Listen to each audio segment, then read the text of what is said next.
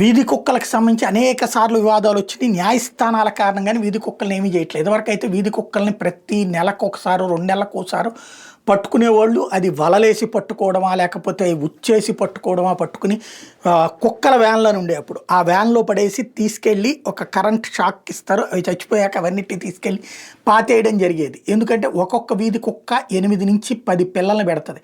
వీటిట్లో ఒక 6-7 చచ్చిపోతాయి, కానీ ఓ 3-4 ఉంటాయి బతుకుతాయి.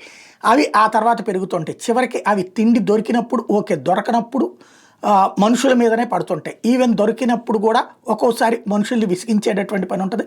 ప్రాణాలు పోయినాయి అనేకం ఉన్నటువంటిది. దాంతోపాటుగా ఈ వీధి కుక్కల వల్ల రేబీస్ కూడా భారీగా వ్యాపిస్తున్నటువంటి నేపథ్యంలో సుప్రీంకోర్టు ఢిల్లీ ప్రభుత్వానికి ఒక ఆదేశాలు ఇచ్చింది. మొత్తం ఢిల్లీ నగరంలో ఉన్నటువంటి వల్నరబుల్ ఏరియాస్ అన్నిట్లలో కూడా వీధి కుక్కల్ని అక్కడి నుంచి తీసేయండి అని. అదే సందర్భంలో అలా తీయకపోతే కఠినమైనటువంటి చర్యలు ఉంటాయి అన్నటువంటిది ప్రకటించింది. బట్ ముందు వాటిని ఏం చేయాలో చెప్పలేకపోతుంది. వాటిని చంపడానికి అనుమతిస్తే కానీ సమస్య పరిష్కారం కాదు.